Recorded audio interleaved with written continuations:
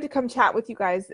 Alexis asked a question about distribution, and I wanted to come talk to you guys about that. So if you guys have a question about distribution, I'll go over it, and then we can talk about if it makes sense for your business. So distribution really is just meaning you have a distributor in place. Sometimes that they act like brokers. So UNFI can be a distributor, First Choice can be a distributor. And what it usually means is that they are a distributor to sell into a retailer, right? So some retailers like Sally's, they use First Choice. Whole Foods use UNFI. I think they're using someone else now too. But distributors are basically kind of that middleman, and they get you into the retail price point. So when we talk, and if you guys have not watched my pricing video, go watch that pricing video. When we talk about pricing, this is where it starts, right? Because if distribution, like if you see your products on the shelves of Target or Sally's or Sephora or Ulta, you have to account for the distribution piece of it. So that's why I teach you that different method of pricing, so that it allows for all those people and the hands out. So let me go high level and talk about the different types of sales, and then we'll talk about distribution. So first of all, every single one of you guys are probably doing direct-to-consumer sales, right? Where you're selling from your website or Instagram to a customer, right? So you sell this bottle for 20 bucks, it costs you $5, and you make that $15 different, everything equals, super simple math, right? That's how that would work. Now, I said this bottle costs you $5, right? So that's direct-to-consumer. Now, if you go to a distributor or a wholesaler, right, sometimes if you're just doing from you to that wholesaler, like you've got a local store or something like that, it's a simple keystone method. So your $5 cost would then be doubled, right, to 10, and you would double that price, and that would be at $10 to the wholesaler. It would retail for $20, right? That's your traditional keystone method of wholesale pricing. The method I like to teach, though, is your cost of goods times 7, because you have a lot more margins in there, and you can make more money and throw in more profit, account for returns, account for chargebacks, those sorts of things. So the reason I like to teach that is because of those reasons. Plus, also, if you have a distributor in there who takes 15 or 25% of that PO, then you have to give it to them. So a distributor, and sometimes it doesn't always work well with products that are priced low, and there's not necessarily your cost of goods are too high. Sometimes you don't make that much money. So like in a hair oil, let's just take a hair oil for example. If you're gonna sell it for $20 retail, and you have your wholesale cost is 10 and your cost of goods are 5, right? You've got to add another 15 to 25% for that distributor in there. Now, distributors are great because they can open up doors and you can do volume. So I want to be really clear on that. I'm not poo-pooing distributors. I'm just poo-pooing them if you don't have enough volume of sales coming in. Like if they're not getting you a Target PO where you're getting a $100,000 PO, it can be costly for you. A lot of people that do well in like distributor type relationships, they have a price point where their costs are $5 and the retail price point is $4. Or if their costs are a lot lower, but they're moving volume, like you'll see Mael, you'll see any of the bigger brands, Main Choice, all those kind of brands out, they're moving high volume because they're in a lot of different distribution places. So it's a little different. Today, I think I was running over numbers with the client, and we did the wholesale pricing for them, and the wholesale pricing, I think she was going to make like $4 per unit, whereas if she sold direct to consumers, she could make 15. So it just didn't make sense in her business model at that time. A lot of it depends on your cost of goods, your retail price point, and how much volume you anticipate that distributor is going to move for you or that wholesaler is going to move for you. Now, sometimes like skincare is almost like a no-brainer, no problem. You have enough margins in there. But hair care, nail polish, lipstick, sometimes it's a little challenging to get those numbers to work, right? Some ways you can get those numbers to work is that instead of going off of what you're currently buying, like maybe you're buying 500 or 1,000 units, you actually scale to 2,500 or 5,000 or 10,000, so that when you scale, you're looking at better numbers so that it makes more sense. The deals can make sense, right? Sometimes it's just looking at the volume that you're purchasing. And I know for a lot of us, we're not thinking like that. And we're not thinking like, oh my gosh, I'm going to get like a 5,000 PO that's going to cost me 15 grand. I'm not going to sell it. But if you have a distributor like say Target or Sally's, you're going to sell that product generally. And so, those kind of risks get like, gosh, I lost my word. Mommy brains right now. Those kind of risks are less when you're looking at a higher distribution chain. So I wouldn't be worried about it. But for a lot of you guys, distribution in the beginning doesn't make any sense because your numbers don't make sense. So this is why I'm always on you. What are your cost of goods? What are your total packaged all the way in? What about your shipping costs? What about your distribution costs? Because when you go to make those deals, and I ask you often, if you work with me one-on-one at all, I will ask you often to get that 5,000, 10,000 pricing so that when these deals come up, we know how to position you in the marketplace. One of the projects we were doing, we did a private label project, and I think somebody asked this question the other day.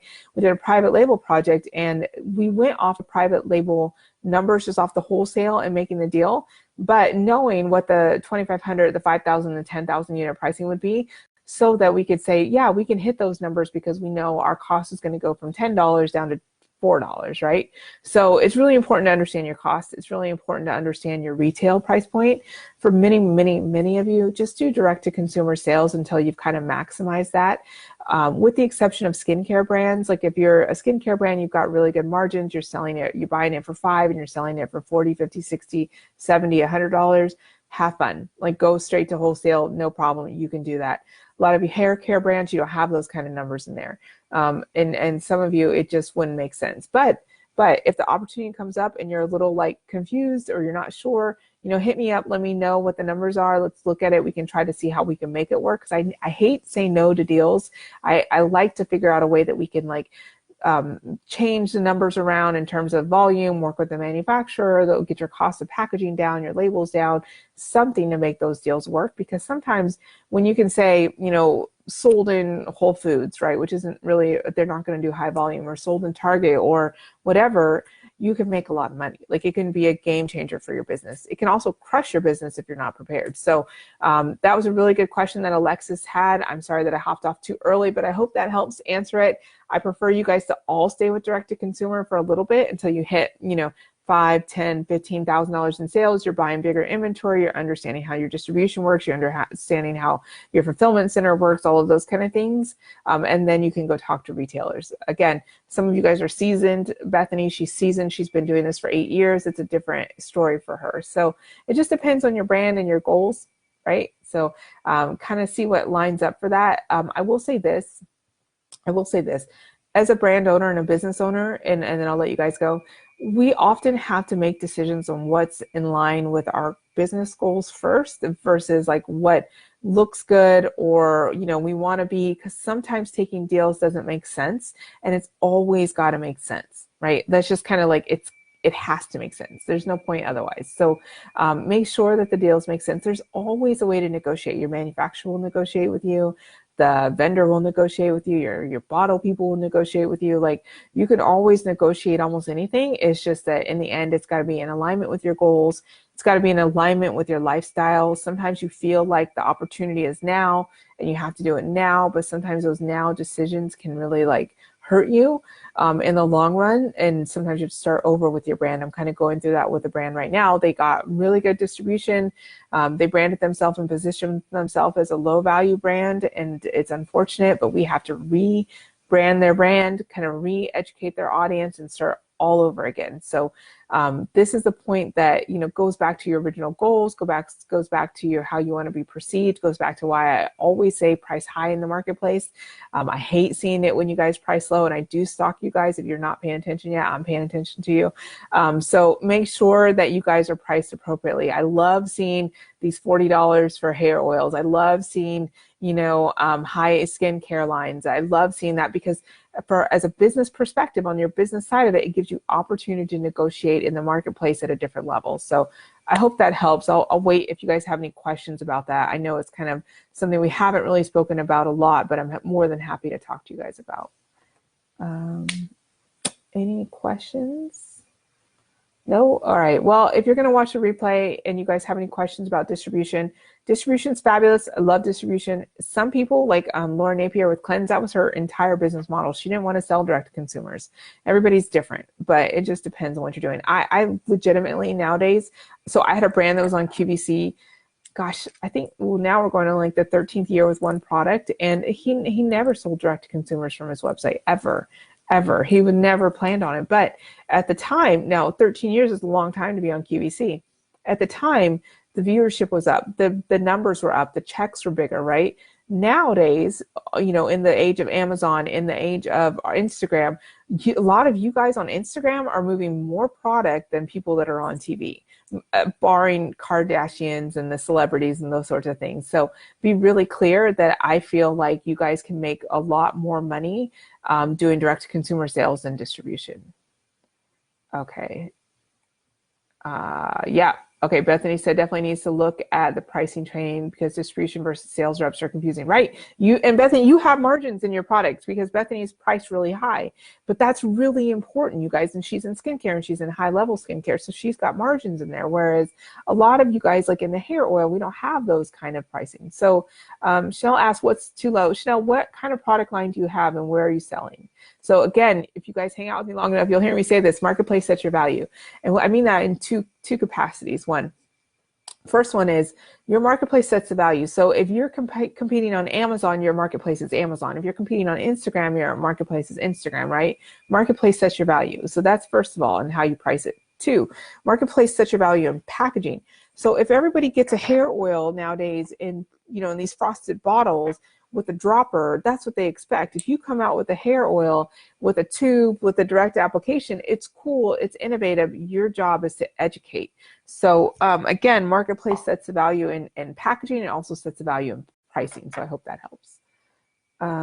But yeah, Chanel, if you want to let me know what kind of product I can help you with that. Hey, Sandra. Okay, I guess I hopped off too early. Hi, Leanne. So yeah, so even the other thing is, when you go distribution, you've got to have your manufacturing, right, in place. And I know you guys all know manufacturing can be a pain in the bum.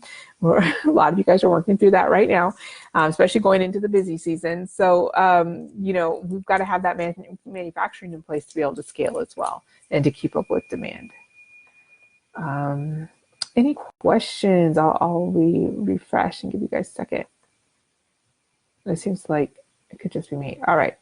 So again, so another thing that we do in pricing sometimes, which kind of bugs me, is that we'll say to ourselves, like, I wouldn't pay that. So I wouldn't pay that. So why would I expect my customers to pay that? And I just don't necessarily, I understand that thought process, but especially in skincare and beauty, if you guys were to find a serum, right, that was priced for $10 versus $60, you're automatically going to say that $60 price point, it's got to be better than the $10 serum, especially in beauty, right? Especially in hair, especially like, maybe with the exceptions of like, I don't know, like Eco Styler hair gel, like competitors or Sally's level. But for the rest of us, we want to invest in our hair. We want to invest in our skincare. We want to invest in our lipstick. So when you price it too low, you automatically send a subconscious message to your consumer that your product is inferior. And so that's kind of the problem with pricing and thinking like, well, I wouldn't pay that. So why would I? I personally wouldn't pay that either, especially in products like this, because obviously I have access to all the manufacturers in the world, but I still pay higher end. Like I still will invest in hair products, right, that are natural. I will still buy Pacifica Naturals makeup, if I'm going to buy a Target brand, because I want the better, I want less chemicals, right? So that's kind of how I feel about it. Chanel says, I will have skincare, body care, hair care. I will be launching body care selling online. So again, I'd ask you to dig a little bit deeper. Is it a natural product? Who are your competitors? And when you're selling online, is that Instagram or is that website? Like where online? So give me a little bit more on that, or go back and do a little bit of research on that. So let's find out like who your competitors are. If you're a natural brand, then you need to be looking at 100% pure. You need to be looking at Pacifica Naturals. You need to be looking at those kind of brands and coming in high, mid-range to high. You can always lower your pricing. It's really hard to raise your pricing. Sometimes you'll have to reconfigure it to do a price range, and that's kind of difficult. So mid-range to high. So if everybody's selling sugar scrubs you see sugar scrub for 10, 12, 15, 20, 24, I'd like to see you hit that 18 to 20 range, 20 to 24 range is in an ideal world, because you're also going to give discounts. You're also going to have promotions, right? There's a lot that we do as brand owners that we have to think about. If your price isn't working, you can automatically drop your prices suddenly or do a discount or a sale and those kind of things. And then your next version come out at a lower price point. That happens a lot too. Body care though, I mean, especially if it's a nice product. I think I had this conversation with Leah, and Leah, I want to know how that show went for you the other day on the hot seat, right? Her product's gorgeous. Her pricing is too low. I think that was the biggest disconnect in her product line. Her product is gorgeous. Like, it's beautiful. It's like these rose clay and it looks gorgeous, but it was priced so low that I don't think that she was taken serious in the skincare market world. So yeah, so definitely higher. Okay. Is it okay to inquire the manufacturer about the 1,000 units and above, even if you're starting on the lower end? Absolutely. Absolutely. So this is my things. Quotes are free.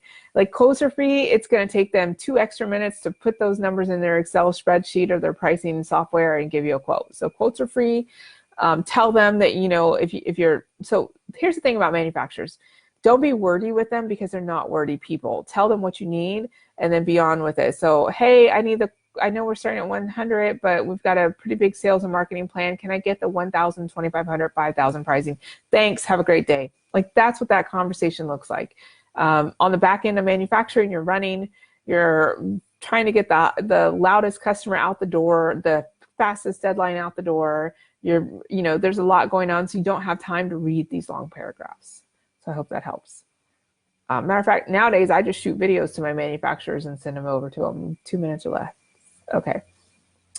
All right. So yeah. So I mean, again, it's a really good conversation, and I'm really, really happy that you asked this question, Alexis, because it was something that I didn't address with you guys. But it is a conversation, especially as you get more popular on Instagram and you get opportunities in front of you.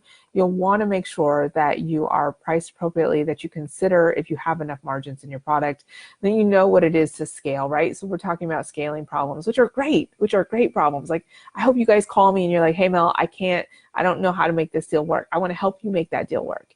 But for right now, just understand, if you're starting and you're buying a $15 serum, but you know that once you get to that 1,000 unit price, it's going to drop to, $5, then good. At least you know your numbers. At least you know what you can do so you can scale. So I hope that helps. And before you guys ask, we make a lot of deals with private label products. The packaging has just changed.